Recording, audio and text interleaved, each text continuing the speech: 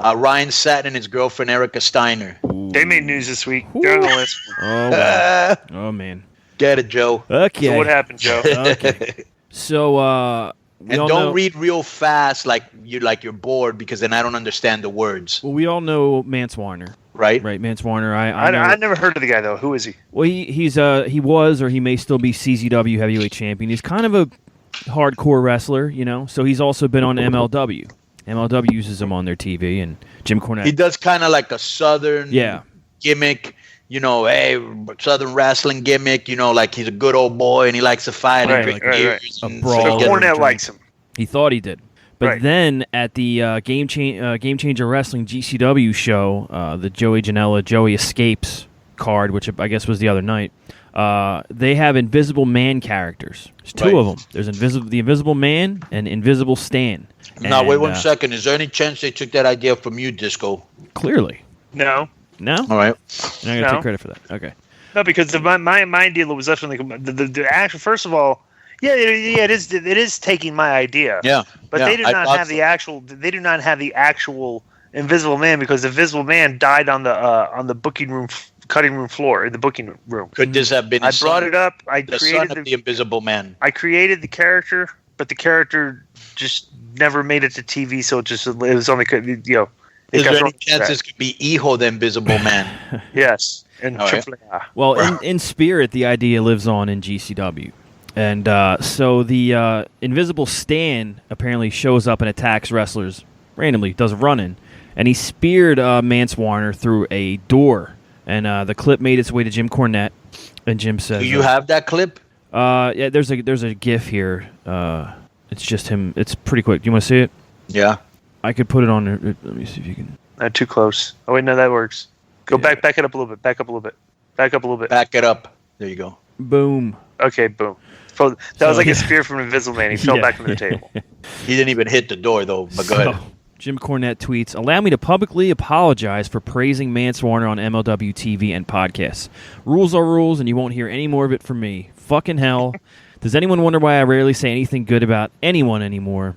Hashtag disappointed, hashtag needless bullshit, hashtag disgusted."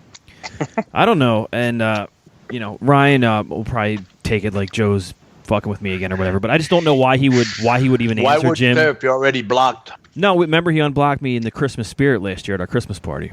Okay, so let me throw this little preamble. I found out that my favorite snowflake, Ryan Satin, who I will argue with, but I still like him. Yeah. This goes the same way. Got into a Twitter feud or a war, whatever it is, with Cornette. So we asked Joe to read this. This is not from Joe's volition or nothing like that. Go ahead. Yeah. So, but all I meant was I don't know why he would even tweet Jim, because you know what's going to happen, right? So he tweets, honest question in an effort to understand your mindset.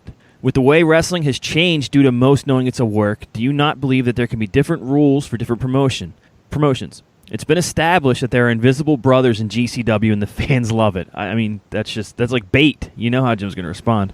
So Jim responds, number one, they aren't fans of wrestling, they're fans of goofs. When Meryl Streep stops a scene in a Broadway play to whip out a dildo and slap someone with it, and no actors or fans of Broadway plays get pissed, you may have something.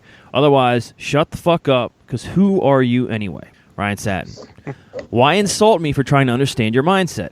I didn't say you're wrong or anything. I just want to get a better idea of why you're so angry to enlighten myself going forward. Sorry I tried to have a civil conversation with you. Jim Cornette. Because you're part of the epidemic of reality TV twats, viral attention whores, and community theater wannabes who talk about wrestling like it's a high school drama class, and everybody gets to take part. The Ryans and Janelles and tampon girls of the world who embarrass our business. If you really fucking think that because some mud show goofs have invisible brothers and all 42 of their fans love it, then that's not a mortal insult to wrestling and deserves someone having their fucking ass whipped over it, you and I got nothing to talk about. And I got to switch here, but there's a few more. Okay. Make sure I have it in the right order. Someone responds, come on, Ryan. You're highly educated on this wacky world of wrestling. You know that launching strings of vulgarity in response to vague, minor provocations is Cornette's shtick. Surely you saw that coming. Ryan responded, yes, but I assume there's also a human in there who wants to share his wrestling wisdom sometimes too. Guess I was wrong. And from that last tweet where Jim said, if you really think that there's a big deal over Invisible Brothers. It's a mortal insult to wrestling. Ryan Satin says, to me, it just seems like this business has changed. It's not a mortal insult anymore because everyone knows it's a work, whether that's bad or good. And just like TV, movies, and every form of entertainment, there can be niche products that people outside of the mainstream enjoy.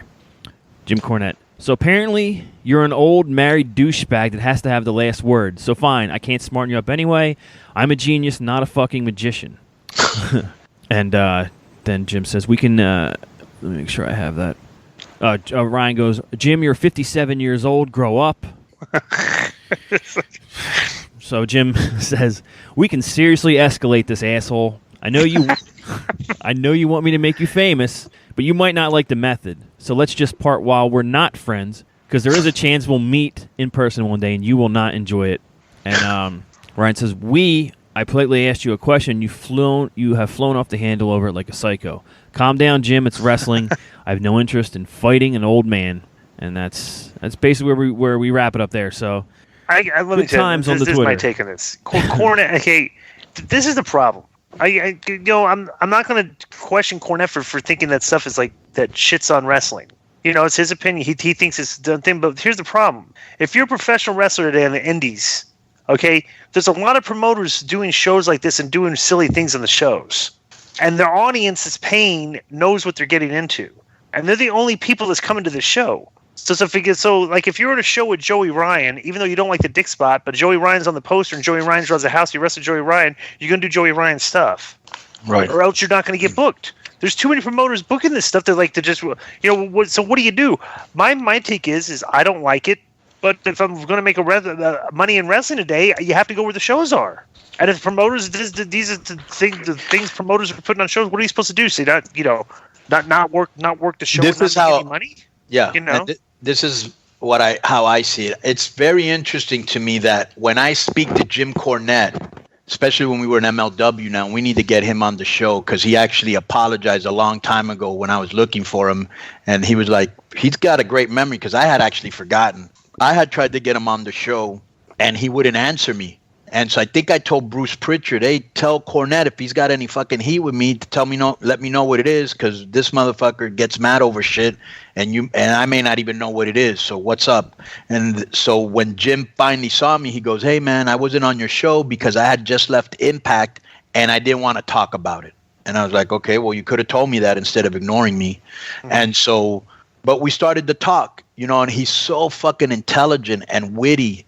And it's like, I don't understand how this intelligent guy doesn't understand. And I know his wrestling was different. So was mine in Disco's, mm-hmm. Why he doesn't understand that wrestling today, just like Disco said, it's actually like a movie role. So they might tell Al Pacino, hey, you're doing a comedy today. Or like in Son of a Woman, you're playing a blind guy who was in the Marines, or over here, you're playing Scarface. You're just playing different parts. You know what I'm saying? And in this movie, in this promotion, who's producing a movie, they have invisible characters. You know what I'm saying? Mm-hmm. It's almost like if they grabbed a guy and they said, hey, you're going to be on the series True Blood.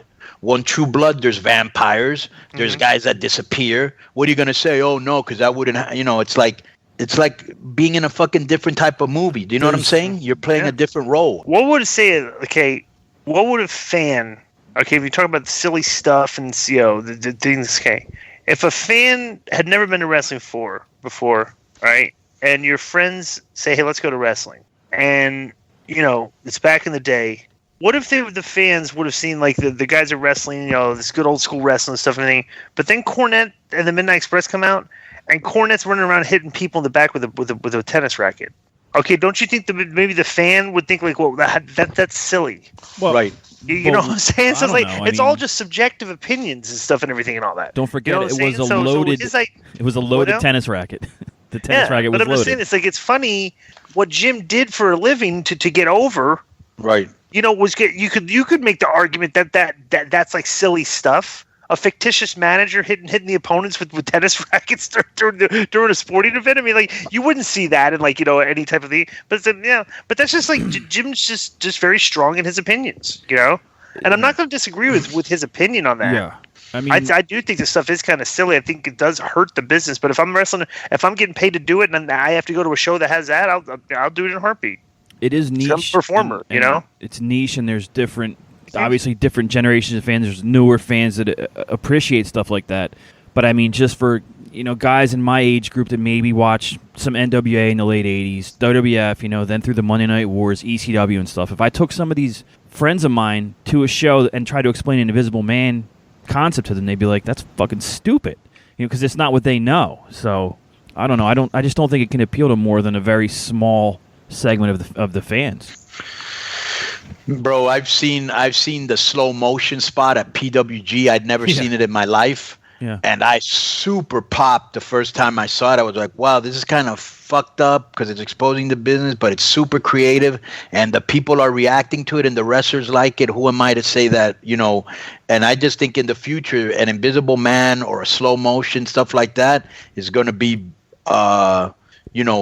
something on a bigger scale, not just on the indies. I think one day it'll actually make it to a major promotion. Well, AEW just signed Orange Cassidy, so you're going to see Orange Cassidy doing his shtick on national TV. So, and he does that's not slow motion, but what was it? Kind of just like the lazy. I don't know. I don't even know how to describe. I don't even know what. Pockets.